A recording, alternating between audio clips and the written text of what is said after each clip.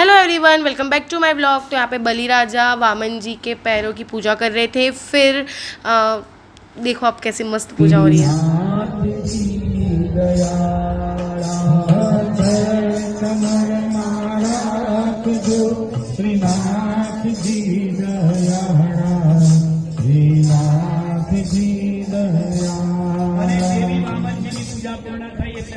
સંકલ્પની શરૂઆત થઈ।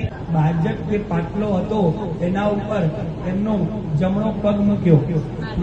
फिर बलिराजा के सर पे उन्होंने पैर रखा और ये मोमेंट ओ माय गॉड बहुत ही अच्छा था।